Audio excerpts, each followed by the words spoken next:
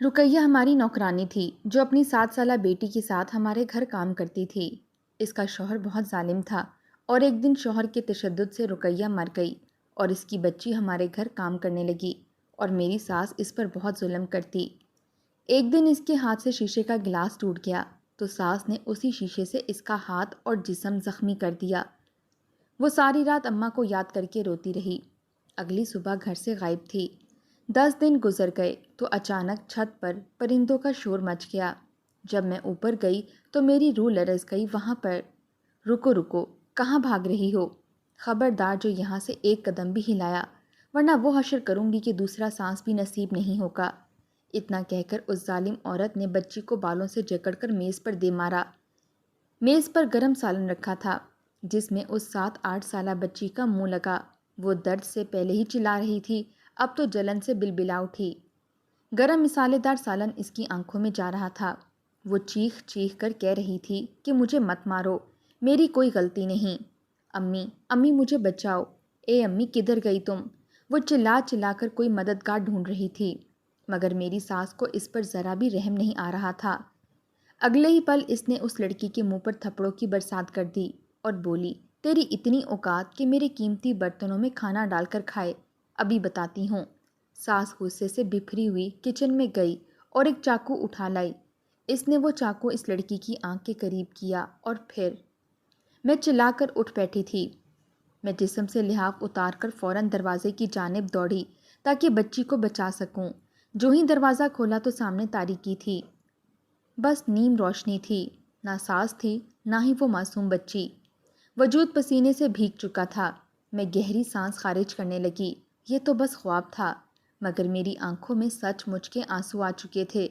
میرا چھوٹا بیٹا میری ہڑبڑاہٹ سن کر کچی نیند سے جاگ کر رونے لگا تھا۔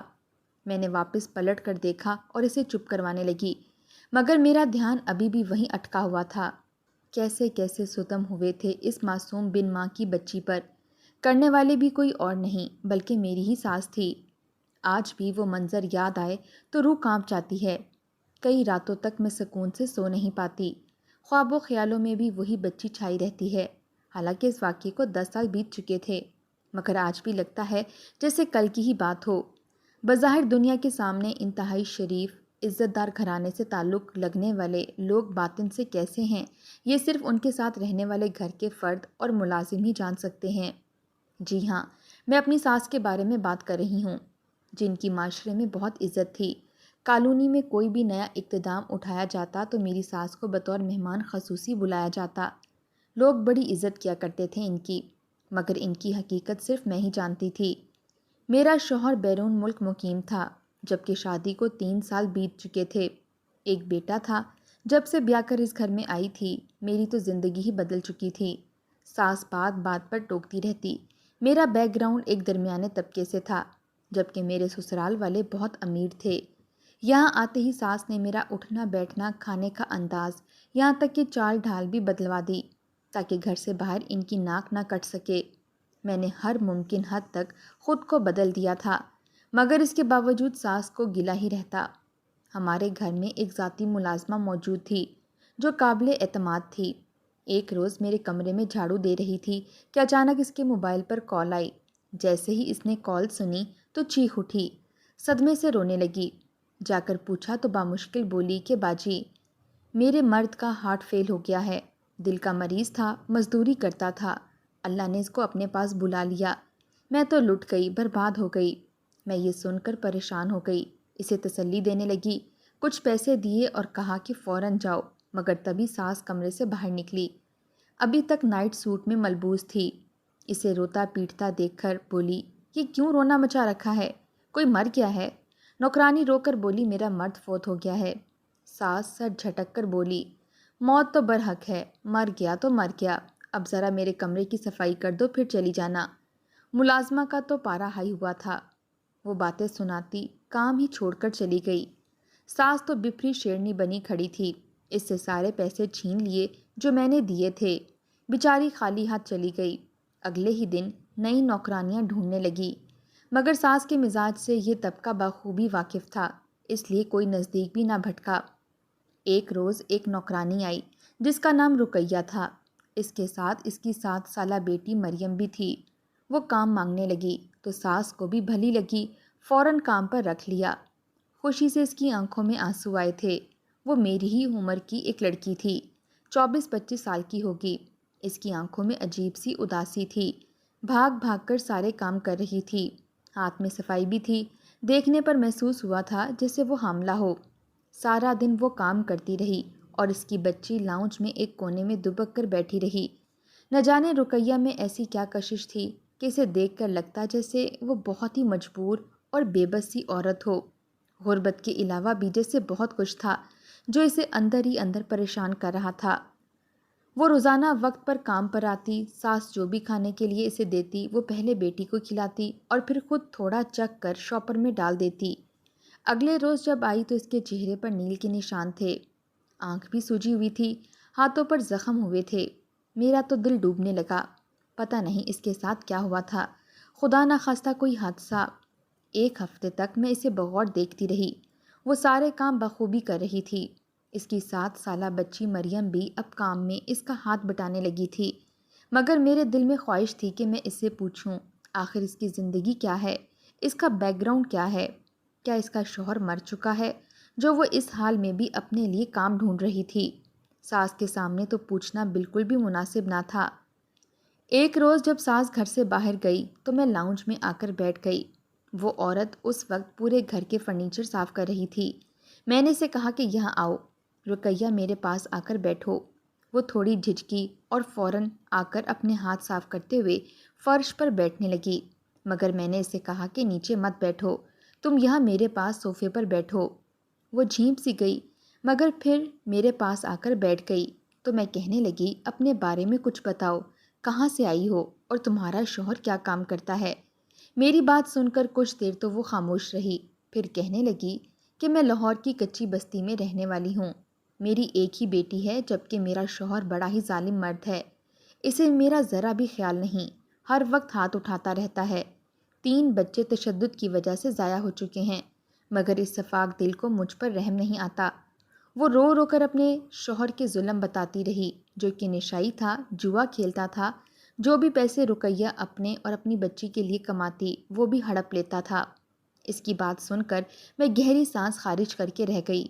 باتوں میں اس قدر مگن تھی کہ خبر ہی نہ ہوئی کب ساس آ کر سر پر کھڑی ہو گئی۔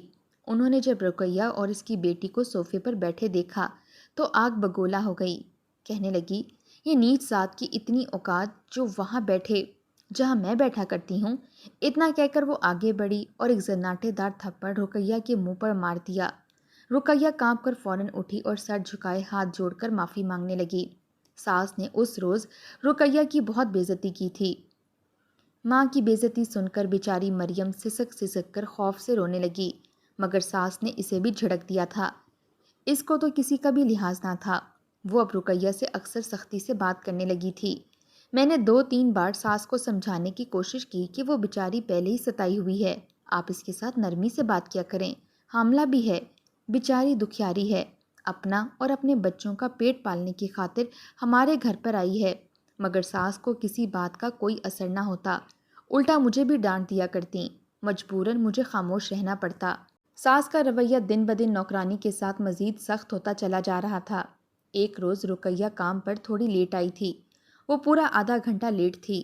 یہاں آئی تو ساس نے آتے ہی اس کی بے عزتی کرنا شروع کر دی، کہنے لگی آج سارا دن تمہیں کھانا نہیں ملے گا۔ وہ تو مجھے پہلے ہی زرد پڑی لگ رہی تھی، ایسے لگتا تھا جیسے بہت زیادہ پریشان ہو۔ ساس کی بات سن کر وہ رونے لگی اور خاموشی سے سر جھکا گئی، جلدی جلدی سارے کام نپٹانے لگی۔ وہ اس وقت کچن میں برتن دھو رہی تھی جب میں کچن میں گئی اور جا کر کہنے لگی کہ کیا بات ہے، تم اتنی پریشان کیوں ہو، خیریت تو ہے، کہیں تمہارے شوہر نے پھر تمہیں کچھ کہا ہے؟ وہ برتن دھوتے ہوئے پھوٹ پھوٹ کر رونے لگی اور بولی کہ کیا بتاؤں باجی، میرا شوہر کتنا گندا ہے، اس نے تو حد ہی پار کر دی ہے۔ وہ گول بات کر رہی تھی اور مجھے کچھ سمجھ نہیں آ رہا تھا۔ میں اسے کہنے لگی کہ کھل کر بتاؤ، آخر کیا بات ہے؟ تو اس نے مجھے جو بتایا اسے سن کر میری روح کانپ گئی۔ کہنے لگی کہ باجی میرا شوہر جوئے باز ہے، اس نے تمام تر سامان بیچ دیا ہے، اب تو گزارا بھی میرے پیسوں پر کرتا ہے۔ کل اس بدبخت نے شرط لگائی کہ اگر وہ جوا ہار گیا تو اپنی بیوی یعنی مجھے دوسرے مرد کے حوالے کر دے گا، اور بدقسمتی سے کل رات میرا شوہر جوا ہار گیا اور اب مجھے مجبور کر رہا ہے کہ میں دوسرے مرد کے ساتھ جاؤں اور رات گزار کر واپس آ جاؤں۔ میں نے یہ سنا تو روح لرز کر رہ گئی۔ شوہر تو بیوی کا لباس ہوا کرتا ہے، مگر یہ کیسا بغیرت شوہر تھا جو اپنی بیوی کے بارے میں ایسا کہہ رہا تھا۔ میں نے رقیہ کو سینے سے لگا لیا اور بولی، تم پریشان مت ہو، گھر جانے کی ضرورت نہیں، یہیں رہ جاؤ، میں پولیس سے بات کر کے کوئی کیس بنواتی ہوں۔ مگر اس نے مجھے منع کر دیا اور بولی کہ نہیں بی بی جی، میری وجہ سے آپ اپنا گھر خراب مت کریں، اپنے شوہر سے خود ہی نپٹ لوں گی۔ میں بھی خاموش ہو گئی۔ اس روز وہ کافی دیر سے گھر گئی تھی، اگلے 2 دن تک واپس نہ آئی۔ مجھے تو پریشانی لاحق ہو چکی تھی کہ کہیں ظالم شوہر نے اسے بیچ تو نہ دیا۔ میں انتظار کرنے لگی، میرے پاس اس کا نمبر بھی موجود نہیں تھا۔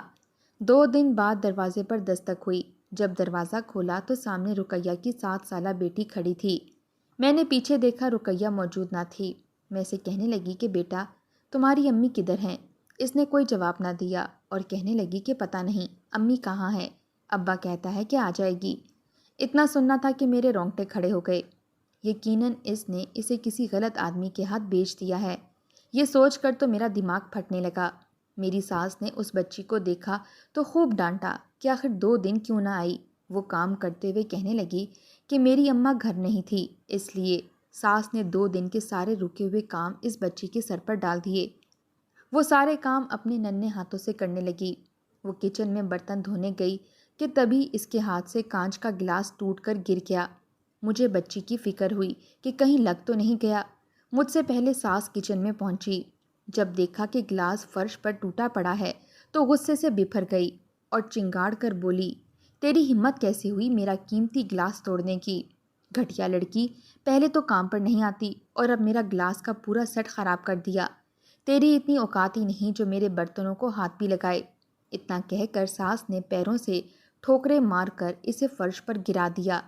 کانچ کے ٹکڑے جو فرش پر بکھرے پڑے تھے بچی کے ہاتھوں اور گھٹنوں میں پیوست ہو گئے، مگر ساس کو اس پر کوئی رحم نہ آیا۔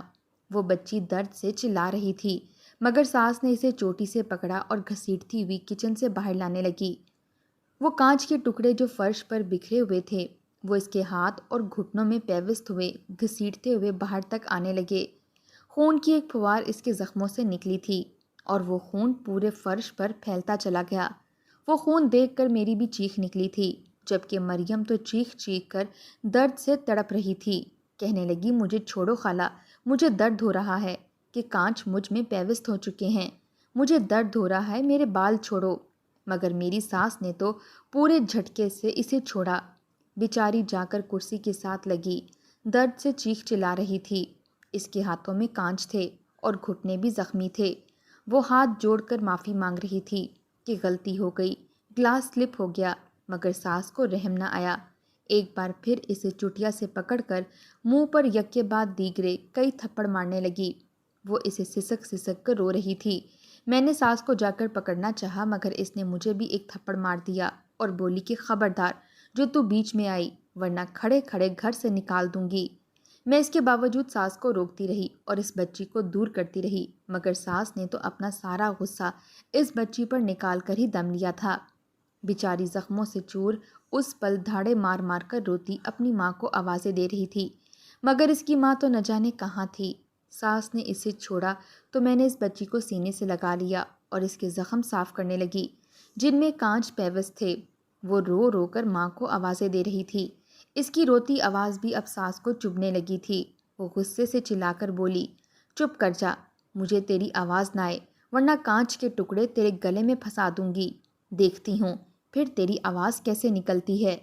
وہ اس قدر ظالم ہو سکتی تھی میں نے کبھی سوچا بھی نہ تھا۔ میں اس بچی کو وہاں سے لے گئی اور اس کے زخم صاف کرنے لگی۔ اس کے زخموں پر دوا لگائی۔ وہ روتے ہوئے ماں کو یاد کر رہی تھی۔ میں نے اسے کہا کہ بیٹا جاؤ، تم گھر چلی جاؤ، میں تمہیں ٹیکسی منگوا دیتی ہوں، اور ہو سکے تو کل یہاں پر کام کے لیے مت آنا۔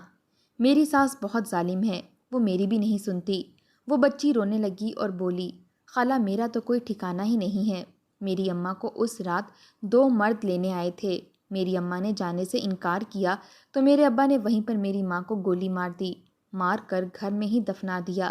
میں اپنی ماں کی موت کو دیکھ کر چیختی چلاتی رہی، مگر ابا نے مجھے اس رات بہت مارا اور پھر گھر سے باہر نکال دیا اور بولا کہ جا کر اپنا انتظام کر لے، مجھ سے تیرا بوجھ نہیں اٹھایا جاتا، تبھی تو مجبور ہو کر میں یہاں کام کرنے کے لیے آئی ہوں۔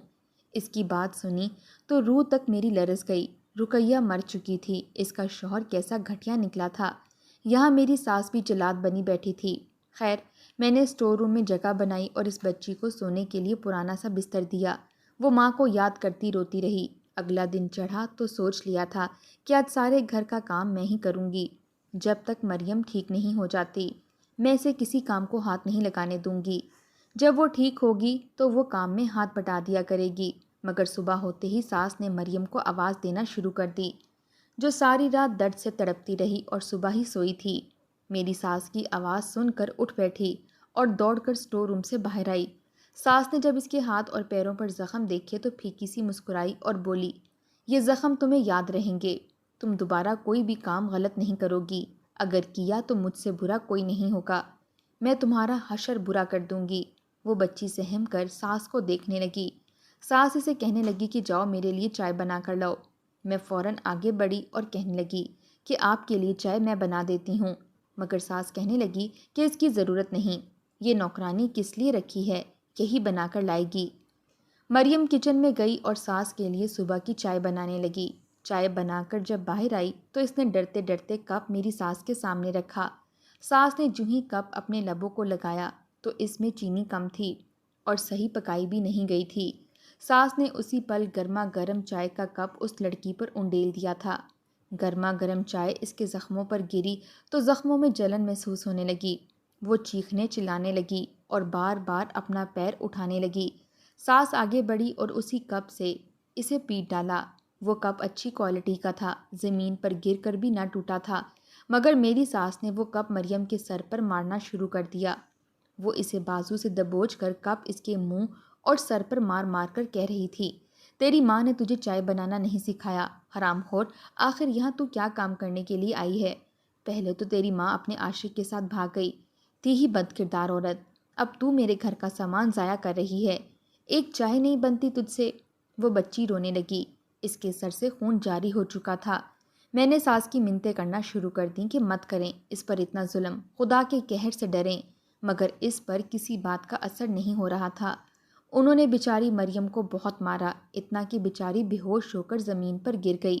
ساس نے مجھے بازو سے پکڑا اور کمرے میں بند کر دیا، کہنے لگی تمہاری وجہ سے ہی یہ بچی اتنی کھل چکی ہے، کوئی کام ٹھیک سے نہیں کر رہی، اسے میں سکھاتی ہوں کہ کیسے کام کرتے ہیں۔ وہ اسے یوں ہی بے ہوش پڑا دیکھ کر ٹھوکریں مار مار کر کمرے میں چلی گئی۔ میں الگ کمرے میں بند تھی۔ وہ بچی کتنی ہی دیر بے ہوش رہی، جب اسے ہوش آیا تو اس کے سر میں شدید درد کی ٹیسیں اٹھ رہی تھیں۔ وہ رو رہی تھی، مگر ساس نے اپنی نگرانی میں بغیر لحاظ کیے اس سے سارے کام کروانا شروع کر دیے۔ وہ ڈرتے سہمتے کپ کپاتے ہاتھوں سے رو بھی رہی تھی اور گھر کے سارے کام بھی کر رہی تھی۔ وہ ذرا سے دھیرے کام کرتی تو ساس اس کے چہرے پر تھپڑ مارتی۔ بیچاری کی گال پر ساس کے تھپڑ کھا کر اب نشان بن چکے تھے۔ 2-3 دن یوں ہی گزر گئے۔ میں کمرے سے باہر آ چکی تھی، مگر اس بچی سے بولنے کی اجازت مجھے نہ تھی۔ وہ خاموشی سے سارے گھر کے کام کرتی رہی اور ساس کی جھڑکیاں کھاتی رہی۔ وہ صبح سے بھوکی تھی، اس نے کھانا نہیں کھایا تھا۔ اس نے پلیٹ میں سالن ڈالا میرے لیے، سالن ڈالا تو اس کا بھوکا پیاسا چہرہ دیکھا تو وہ کھانا اسے دے دیا۔ وہ جیسے ہی کھانے کے لیے بیٹھی تو ساس نے دیکھ لیا، وہ غصے سے آگ بگولا ہو گئی اور بچی پر بدترین تشدد کرنا شروع کر دیا۔ باہر لا کر میز پر پٹخ دیا۔ اس کا چہرہ گرما گرم سالن میں جا کر لگا تھا۔ آنکھوں میں مرچیں چلی جانے کی وجہ سے وہ چلانے لگی، کانپنے لگی، مگر ساس اسے مار کر کہنے لگی، تیری اتنی اوقات تھی جو میرے برتنوں میں کھانا کھاتی، ایک تو تجھے اس گھر میں رکھا ہے اور تو ہماری برابری کرنے پر تلی ہوئی ہے۔ ساس نے اس بیچاری کو مار مار کر ادھموا کر دیا۔ جب اتنے سے بھی دل نہ بھرا تو چھری اٹھا لائی۔ میری ساس تو بالکل ہی نفسیاتی ہو چکی تھی۔ اس نے بچی کو چاقو سے مارنا شروع کر دیا اور اس کے ہاتھ اور چہرے پر کئی ضربیں لگا رہی تھی۔ وہ بچی درد سے چلا رہی تھی۔ میں باہر آ کر ساس کو روکنے لگی، مگر ساس نے مجھے میرے گھر سے ہی نکال دیا اور بولی، دوبارہ یہاں قدم نہ رکھنا۔ میں اتنی دیر گھر کے باہر کھڑی رہی اور پھر جب اہل محلہ نے گھر سے شور کی آواز سنی تو مجبوراً اس کو دروازہ کھول کر مجھے گھر کے اندر لانا پڑا۔ گھر کے اندر آئی تو مریم گھر کے کونے میں بے ہوش پڑی تھی، بیچاری خون سے لت پت تھی۔ میں خاموشی سے اپنے کمرے میں چلی گئی، مگر سوچ لیا اس بارے میں اب شوہر کو بتا کر ہی رہوں گی۔ یہ عورت تو نفسیاتی ہو چکی ہے، پاگل ہو چکی ہے۔ رات ہوئی تو سوچا مریم کو جا کر دیکھوں اور اسے کسی یتیم خانے چھوڑاؤں، مگر جب باہر آئی تو مریم موجود ہی نہ تھی۔ نہ جانے وہ کہاں جا چکی تھی۔ 2 دن 3 دن اور پھر ہفتہ گزر گیا، مگر مریم دوبارہ نظر نہ آئی۔ ساس نے ایک اور نوکرانی رکھ لی تھی جو بھاگ بھاگ کر گھر کی صفائی کرتی۔ ایک روز یوں ہی دل اداس ہوا تو میں چھت پر چلی گئی۔ میں بہت کم ہی چھت پر جایا کرتی تھی۔ آج موسم اچھا تھا، دل کی گھٹن آزاد کرنے کے لیے چھت پر گئی تو چھت پر بہت کوے بول رہے تھے۔ میں ان کو دیکھ کر اپنی چھت سے اڑانے لگی، مگر تبھی میری نظر ٹینکی کی دوسری جانب گئی جہاں پر بہت سے کوے اکٹھے تھے۔ میرا دل بے چین ہونے لگا۔ میں فوراً دوڑ کر جب وہاں گئی تو جو منظر دیکھا دیکھ کر رونگٹے کھڑے ہو گئے۔ سامنے مریم اوندھے منہ گری تھی اور بے تحاشا بو پھیلی ہوئی تھی۔ میں نے آگے بڑھ کر جب دیکھا تو کئی قدم پیچھے ہٹی۔ یہ تو مریم ہی تھی جو مر چکی تھی اور اس کی لاش پر عجیب کیڑے گھوم رہے تھے۔ شاید ساس نے اسے یہاں پھینکا تھا۔ یہ منظر دیکھنا تھا کہ میں حواس باختہ نیچے اتری اور آ کر ساس کا گلا دبوچ لیا اور ایک عورت ہو کر معصوم بچی پر ظلم کیا۔ تم تو ڈائن ہو، ڈائن۔ میری ہی غلطی ہے جو میں نے تمہیں اتنی ڈھیل دے رکھی ہے۔ میں نے ساس کو پہلی بار تھپڑ مارا تھا اور پھر اسے کمرے میں بند کر دیا۔ فوراً اہل محلہ کو اکٹھا کیا اور پولیس کو اطلاع دی۔ پولیس نے جب دیکھا تو قانونی کارروائی شروع کر دی اور پھر اس لڑکی کی لاش کو پوسٹ مارٹم کرانے کے بعد دفنا دیا گیا۔ میری ساس مختلف ڈاکٹروں سے بات کر کے اپنے پاگل ہونے کی جعلی رپورٹ بنوا رہی تھی تاکہ خود کو پاگل اور نفسیاتی مریض ظاہر کر کے قید سے بچ سکے، مگر اس کا کوئی حربہ کام نہ آ سکا اور پولیس اسے پکڑ کر لے گئی۔ کتنے دن تک تو میں اس صدمے سے ہی نہ نکل سکی۔ بیچاری معصوم بچی بے بس اور مجبور ظالم لوگوں کے ہاتھوں چڑھ کر زندگی کی بازی ہار گئی تھی۔